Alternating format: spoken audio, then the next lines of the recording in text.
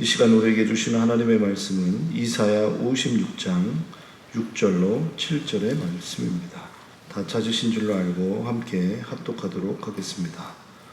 또 여호와와 연합하여 그를 섬기며 여호와의 이름을 사랑하며 그의 종이 되며 안식일을 지켜 더럽히지 아니하며 나의 언약을 굳게 지키는 이방인마다 내가 곧 그들을 나의 산성으로 인도하여 기도하는 내 집에서 그들을 기쁘게 할 것이며 그들의 번제와 희생을 나의 제단에서 기꺼이 받게 되리니 이는 내 집은 만민이 기도하는 집이라 일컬음이 될 것임이라.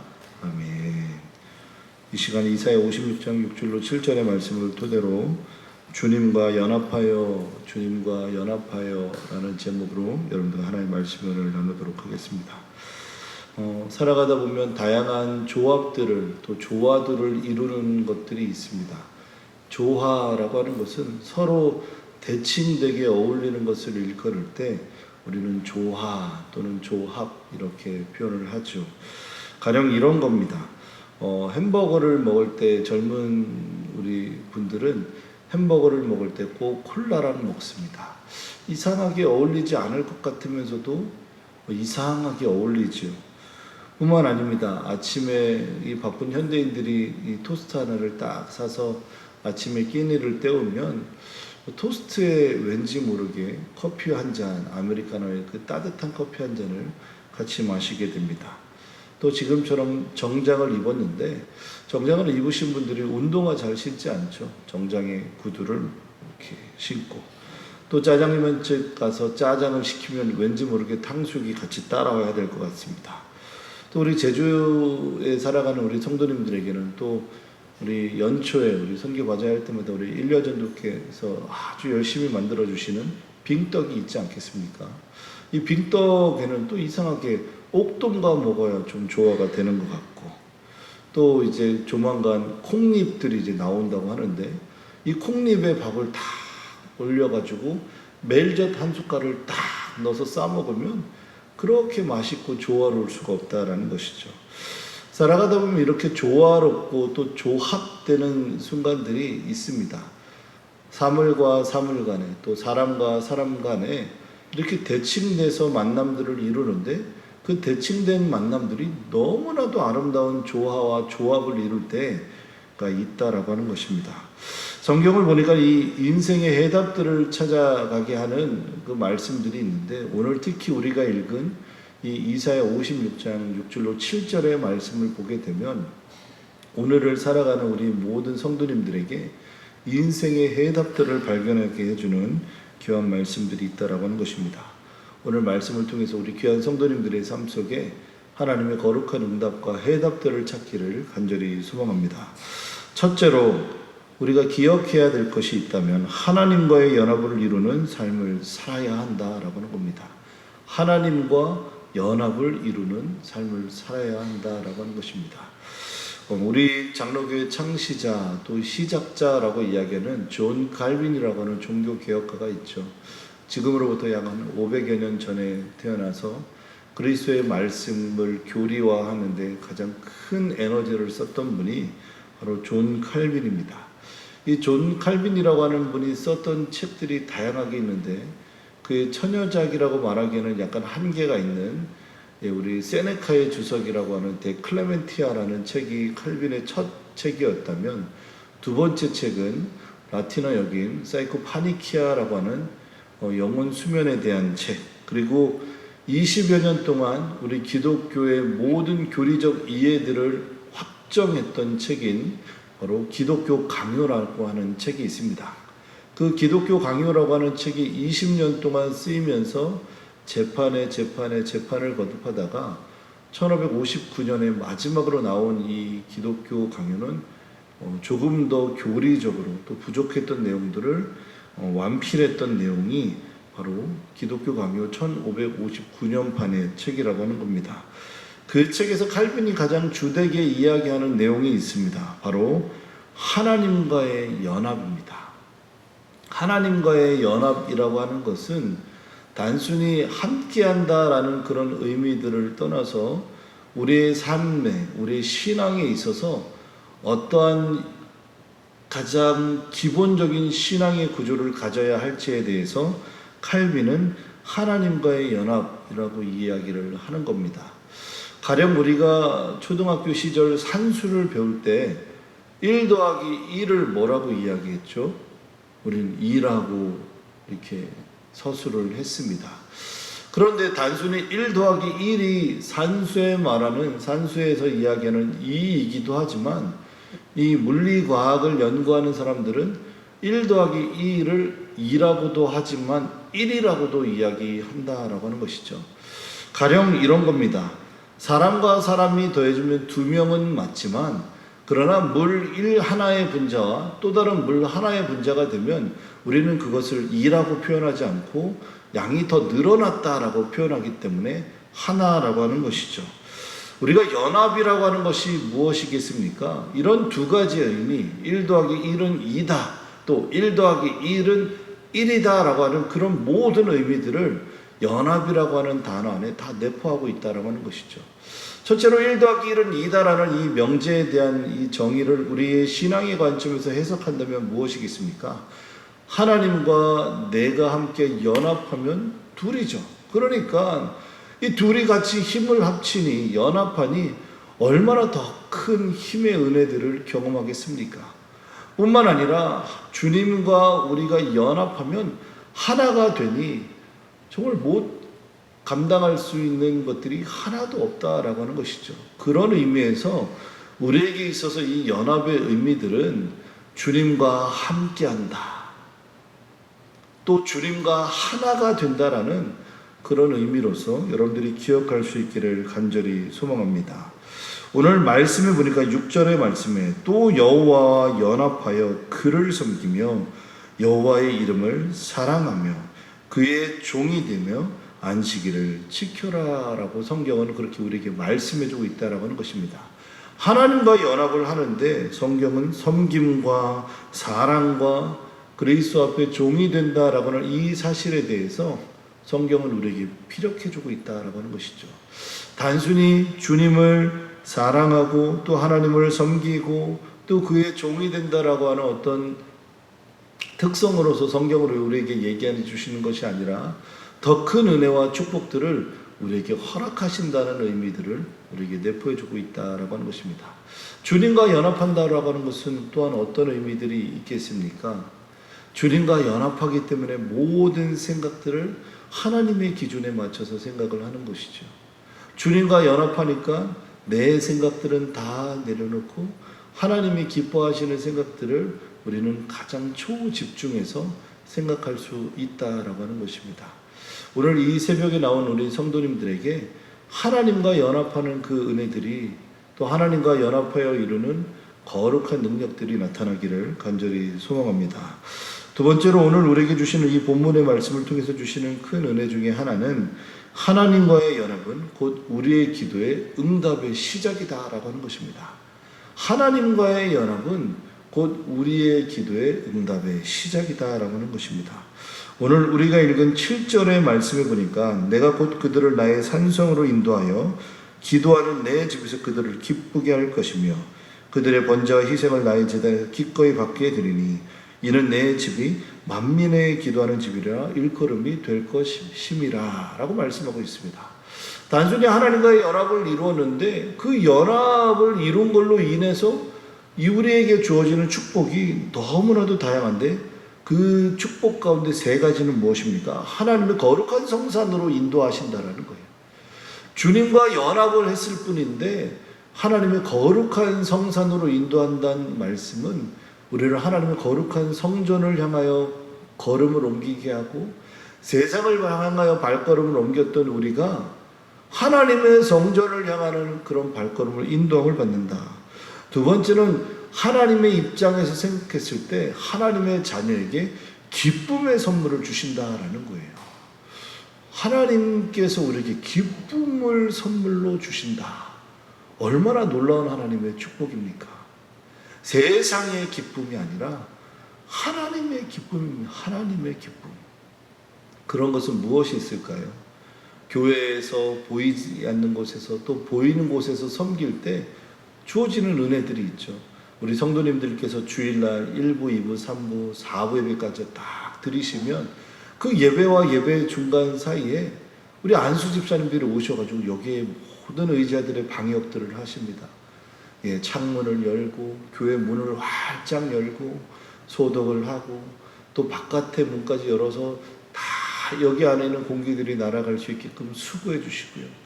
또 우리 입구에서 우리 장로님들께서 또 우리 안수 집사님들께서 또 권사님들께서 우리 성도님들 따뜻하게 맞아주시고 또 따뜻하게 환영해 주시니까 그거 얼마나 감사합니까? 그런데 단순히 그런 어떤 은혜들이 우리에게 주어지는 것이 아니라 하나님의 기쁨들이 주어졌기 때문에 그렇게 섬길 수 있는 것이다 라고 하는 것입니다. 하나님은 우리에게 이렇게 기쁨의 자리로 보이는 곳에서 보이지 않는 곳에서 섬길 때 주시는 은혜를 우리에게 허락하여 주신다라고 하는 겁니다. 또 7절에 말씀해 보니까 세 번째로 하나님의 거룩한 성소의 영광의 자리로 바꾸신다라고 하는 겁니다.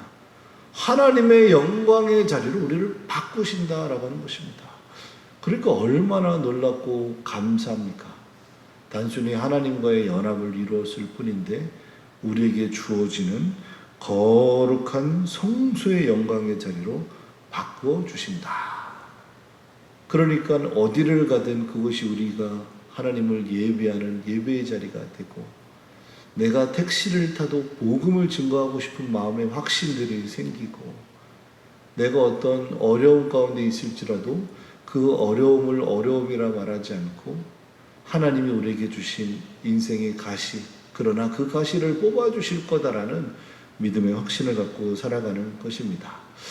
가령 우리들에게 생각지도 않은 어려움들이 생길 때 하나님 앞에 우리가 어떤 찬양의 복음성가의 고백대로 왜 나만 주시는 고난이냐고 그렇게 하나님 앞에 물을 때가 있죠. 근데 우리는 다 이미 알고 있습니다. 하나님께서 우리에게 주신 고난의 크기보다 우리에게 주시는 축복의 크기가 더욱더 많다라는 걸 우리는 알고 있다라고 하는 것이죠. 요만큼의 고난의 크기보다 요만큼 더하여 주셨던 축복의 크기가 더 많다라는 것을 우리는 알고 있지만 우리 스스로가 만족하지 못하고 우리가 스스로 자족하지 못해서 주어지는 낙심과 낭망들이 있다라고 하는 것입니다.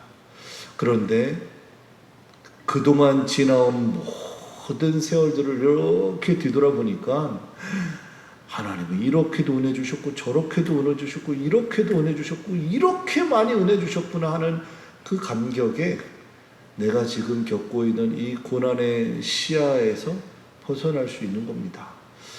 사랑하는 우리 제주영락의 새벽의 성도 여러분, 이 새벽에 나와 기도해야 될 또 이유들을 가지고 오신 여러분, 또 여러 가지 경제로 또 몸의 질고로 하나님을 찾아야만 하루를 살아갈 수 있는 성도 여러분, 하나님이 주신 고난의 크기에 집중하지 마시고 우리에게 허락된 하나님의 축복의 넓이에 집중할 수 있기를 간절히 소망합니다. 왜 코로나가 이렇게도 길게 될까가 아니라 이 코로나 사태 가운데 나와 교회가 무엇을 할 수 있을까를 고민할 때 하나님이 더 큰 은혜를 주실 줄로 믿습니다. 우리들 앞에 인생의 많은 가로막길 같은 다양한 잔재들이 있지만 그것이 우리는 끝이라고 생각해서는 안 된다라고 하는 것이죠. 그래서 점점 깊은 수렁에 빠져서 헤어나오지 못할 때 저 멀리서 한 점 빛으로 다가오는 그 주님의 손을 붙잡을 수 있길 간절히 소망합니다. 이 제주 동쪽에 가게 되면요, 아주 다양하게 멋진 해수욕장 바닷가가 있습니다. 그런데 제가 개인적으로 너무나도 좋아하는 바다가 있는데요, 이 두 군데입니다. 이 김영 해수욕장하고 세화에 있는 그 선착장 주변에 있는 해수욕장을 참 좋아합니다. 이유는 한 두 가지 이유가 있는데, 하나는 일단 사람이 좀 없어서 좋아하고요. 두 번째는 그거 아십니까? 요즘 들어 이 결혼하시는 분들이 많고 특히 젊은 세대들은 이렇게 웨딩샵에 가서 사진을 찍지 않고 이 사진을 찍어주시는 분을 선정해서 이 자연을 벗삼아 웨딩 사진을 찍는데, 특히 이 일주동로 주변에 또 이 동쪽에 또 제주시를 중심으로 웨딩샵이 있고 또 신혼부부, 예비 신혼부부가 그렇게 예약을 하신 분들은요, 사진을 찍을 때 다양하게 찍다가 시간대별로 찍다가 낮에 찍다가 점심시간에 찍다가 또 한 4시쯤 찍다가 해질녘 찍을 때 저쪽 해질 노을이 멋있는 일주서로 쪽으로 안 가고요, 일주 동로 쪽에서 유일하게 멋진 해질녘 노을을 볼 수 있는 스팟이 바로 김영 해수욕장이라고 합니다. 그래서 핑크색 정장을 입은 남성과 아름다운 드레스를 입은 이 젊은 예비 신혼부부가 저쪽 일주서로까지 가서 찍을 수 없어서 이 동쪽에 가장 아름다운 노을이 지는 김영 해수욕장에서 사진을 많이 찍는다고 합니다. 어떻게 하냐고요? 제가 김영 해수욕장에서 쉬는 날이면 아이들과 함께 이 캠핑을 그곳에서 합니다. 그런데 어느 날 이렇게 앉아서 커피를 여유 있게 한 잔 딱 마시려고 있는데, 신혼부부로, 그 예비 신혼부부로 보이는 커플들이 한 커플, 두 커플, 그러더니 1시간 안에 약 한 30커플 이상이 오는 거예요. 그래서 제가 사진기사에서 물어봤더니 이렇게 얘기하는 겁니다. 해질 노을이 가장 아름다운 곳이 이 김영입니다. 그래서 그냥 찍어도, 대충 찍어도 멋지게 나오는 곳이 그 김영 해수욕장의 특정 스팟이라고 하면서 굳이 저쪽 일주서로까지 갈 시간이 없어서 이곳에서 많이 찍는다고 하더라고요. 그래서 제가 우스갯소리로 아내에게 여기서 커피를 팔아도 적어도 100만 원 이상은 벌겠다, 그렇게 우스갯소리로 얘기했던 것 같습니다.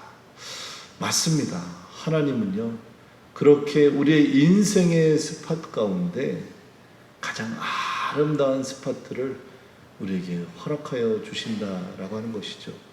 오늘 말씀을 통해서 우리 사랑하는 성도님들, 정말 해가 지는 것 같지만 그 해가 지는 상황 가운데서도 아름다운 노을을 허락하시는 그 하나님의 은혜 가운데 한 걸음 한 걸음 더 디딜 수 있게 간절히 소망합니다. 이 시간 우리가 말씀을 기억하며 하나님 앞에 기도하도록 하겠습니다. 먼저 하나님과의 연합을 이루는 삶을 살아가게 해달라고 기도하시고, 또한 하나님과의 연합이 곧 우리의 기도의 응답에 나타남이라고 말씀했던 것처럼 하나님의 연합을 이루어 통해서 하나님의 기도의 응답들로 허락되는 은혜가 있게 하여 주시옵소서. 또한 우리 돌아오는 주일부터 많은 부분의 정상화들이 이루어질 텐데, 또 보이는 곳에서 또 보이지 않는 곳에 섬겨주시는 많은 성도님들에게 은혜를 주시고, 또한 우리 신앙생활 하시기에 더욱더 충만하고 또 필요로 되는 은혜들이 이 거룩한 주일날 임하게 해달라고 이 시간 함께 통성으로 기도하겠습니다. 은혜가 풍성하신 하나님, 거룩한 하나님의 말씀의 자리를 우리 이끌어주시니 감사드립니다. 주님, 오늘 하루를 살아가는 귀한 성도님들의 삶 가운데 하나님과 연합을 이루는 삶을 살아 우리의 언어와 우리의 행동과 우리의 생각과 마음의 밭이 주님의 거룩한 응답의 자리로 나올 수 있도록 은혜 내려 주시옵소서. 이 새벽에 간절히 응답하고자 하나님 앞에 은혜를 따라 나가게 하신 하나님, 오늘도 하나님을 간절히 부르짖을 때 귀한 응답들이 쏟아지도록 은혜 내려 주시고, 하나님의 인생의 고난의 무게보다 축복의 무게에 더욱더 집중하여 살아가는 우리의 시선들이 되게 하여 주옵소서. 하나님, 내일 거룩한 주일부터 많은 부분들이 정상화됩니다. 하나님, 버스를 운행하시는 집사님들과 또 아베라 식당에서 또는 안내로 수고해 주시는 귀한 권사님, 우리 장로님, 또 우리 모든 목회자들이 이르기까지 하나님의 거룩한 선들을 이루어질 수 있도록 도와주시고, 하나부터 10까지 하나님의 거룩한 축복의 통로가 되도록 은혜를 내려 주시옵소서. 또 나베라 교회 학교에 예배를 나오기 위해서 나오는 우리 모든 교사들과 학부모님들과 우리 귀한 아이들에게도 축복의 축복을 더하여 주셔서 말씀이 자라고 은혜가 자라고 헌신이 자라고 축복의 통로로서 이끌림 받는 귀한 시간이 되게 하여 주시옵소서. 감사드리며 예수 그리스도 이름으로 기도드립니다. 아멘. 이제는 우리 주 예수 그리스도의 크신 은혜와 하나님 아버지의 극진하신 사랑과 성령 하나님의 내주교통 역사하심의 은혜가 오늘도 하나님 앞에 믿음으로 한 자리 한 자리 나와 하나님과 연합을 이루며 거룩한 응답의 자리로 나아오는 우리 귀한 성도님들의 삶 위에 이제로부터 영원토록 함께 하시길 간절히 축원하옵나이다. 아멘.